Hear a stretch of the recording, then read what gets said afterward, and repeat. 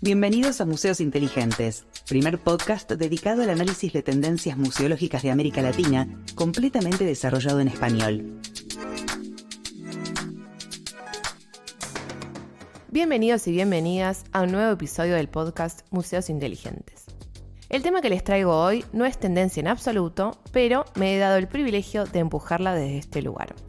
Estoy hablando de la ESI, de la educación sexual integral, obviamente en museos.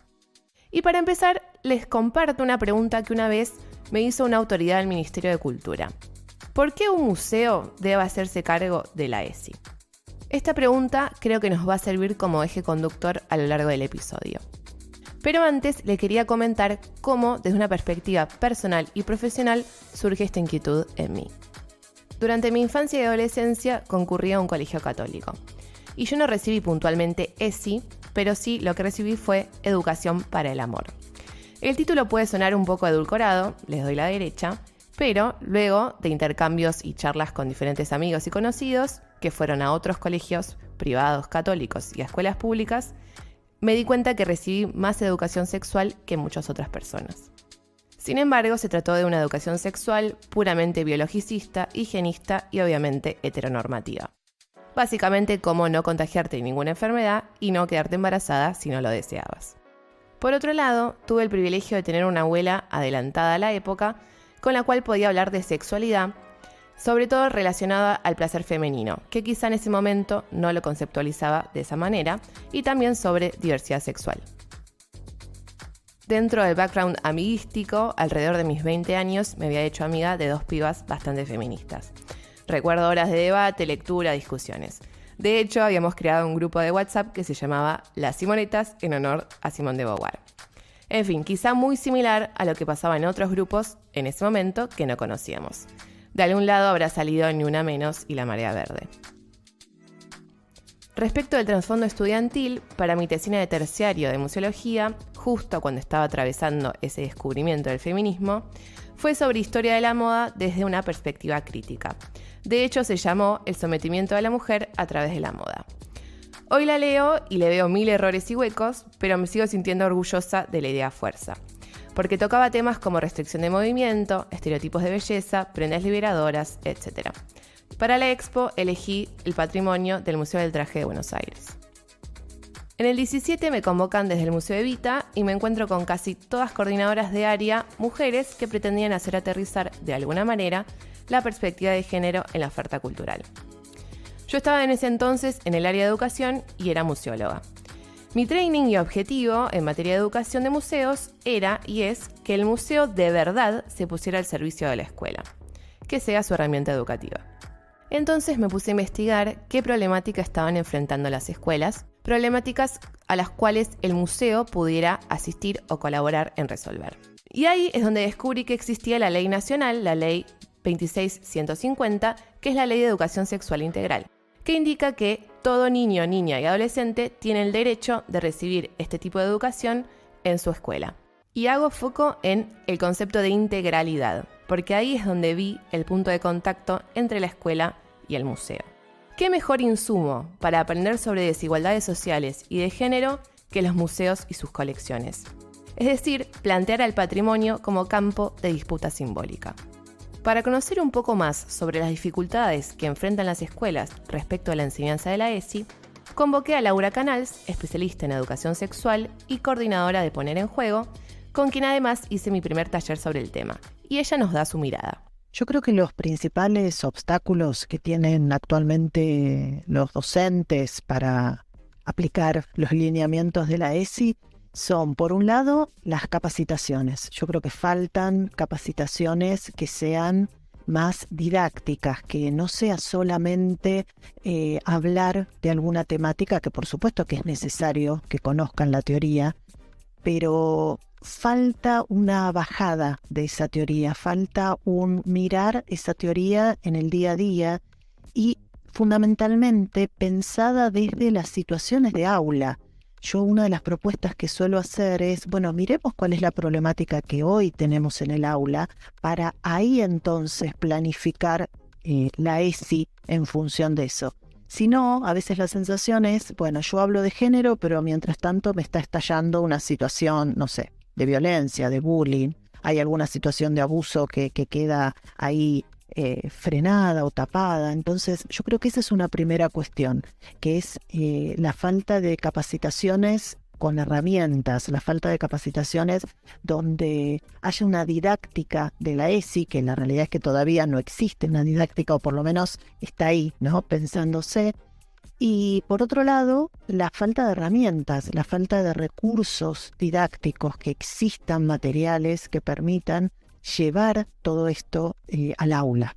Y respecto de los lineamientos conceptuales, parece que no mucho cambió desde que a mí me enseñaron esa ESI edulcorada meramente medicalista. Yo creo que porque son los que más cuestan, porque es mucho más fácil hablar de lo biológico y hablar de, y lo voy a poner con muchas comillas, los sistemas reproductores, porque tenemos ahí atrás a la medicina, a la ciencia, porque es además la educación sexual, sin la I de integral que se dio durante mucho tiempo, porque estamos acostumbrados a que esa es la educación sexual.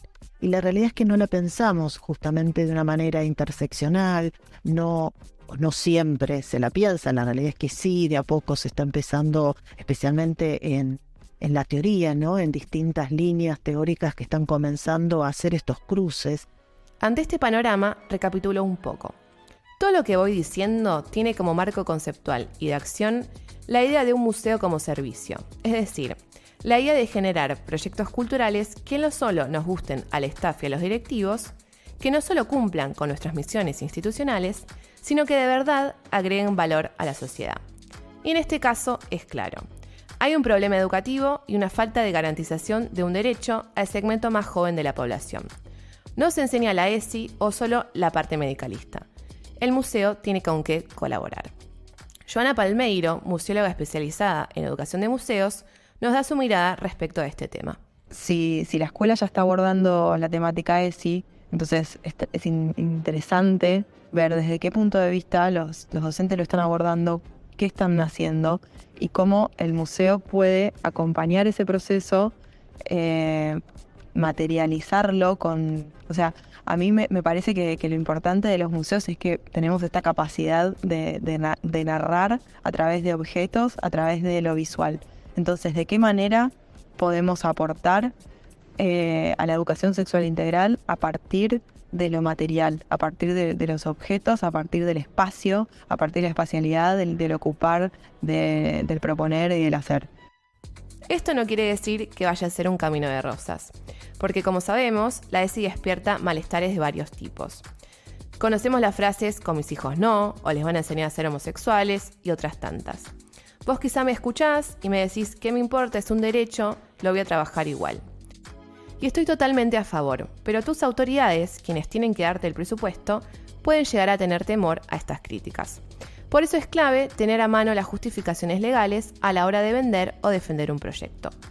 Quizás ya se están preguntando cómo lo podemos hacer. Y ahora voy a tomar el atrevimiento de hacerle un par de recomendaciones. En primer lugar, léete todas las normativas y papers que encuentres sobre el tema y empapate de la coyuntura general y de la tuya específica. ¿Qué onda la ESI en las escuelas que suelen concurrir a tu museo? ¿En qué estado está la deconstrucción del staff de tu institución? Extrae conceptos clave de las currículas ESI. Recordá que son transversales a todas las materias. Si podés, sería ideal que te hagas algún taller. Te adelanto que los temas que normalmente pueden vincularse a museos históricos y artísticos suelen ser las siguientes: la historia de los derechos políticos de la mujer, expresión de género, estereotipos de género y publicidad, diversidad sexual, techo de cristal, patria potestad, pueblos originarios y por supuesto otros. Analiza la historia y la colección del museo con la que vas a trabajar. ¿Cómo podés vincularlas a los tópicos que seleccionaste en el paso anterior? Dependiendo de la temática del museo, puede ser más o menos intuitivo. Por ejemplo, el caso del Museo Evita es bastante obvio. Historia del voto femenino, liderazgo político de las mujeres, la situación de madres solteras en los hogares de tránsito, etc. También recomiendo fuertemente que no se queden solo con la temática principal del museo. Indaguen colecciones, archivos y bibliotecas. Pueden aparecer cosas increíbles y generar proyectos educativos a partir de un solo objeto, imagen o documento. Vuelvo a un concepto clave que les comenté en el episodio pasado. Cuando decolonizamos museos que no van a incorporar colecciones nuevas, hay que aprender a leer las colecciones existentes de otra manera, desde la perspectiva de los grupos silenciados, invisibilizados. ¿Qué no estamos diciendo, pero está ahí? Es decir, ¿qué discursos estamos naturalizando? Y lo que no está allí también está diciendo algo, es decir, ¿qué esconden nuestros discursos museológicos? Sobre el tema, Joana agrega la importancia de incluir a estos otros silenciados en el propio armado de los discursos museológicos, potencialmente iniciadores de proyectos ESI. Abrirse y que los relatos y que los discursos y que los programas y todo sea coautoral, o sea, abrir un poco el panorama, empezar a escuchar qué tienen para decir las comunidades, qué tienen para decir distintos colectivos y básicamente ceder el espacio, que eso también implica ceder el poder. Eso ya de por sí es un discurso antihegemónico, y no solamente un discurso, sino una acción antihegemónica, porque está el museo corriéndose de eje, ¿no? O sea, diciendo, yo no soy solo el que enseña, el que muestra, sino también me abro a que otro, a aprender de otro y a que otro pueda proponer. Por mi parte, siempre suelo usar el mismo ejemplo. Una pollera de lentejuelas de los años 80, que forma parte de la colección de un museo de indumentaria, me puede contar la evolución de la historia de la moda femenina, el estilo de determinado diseñador o casa, o me puede hablar de expresión de género. Y la pollera sigue siendo la misma. Esa es la cuestión.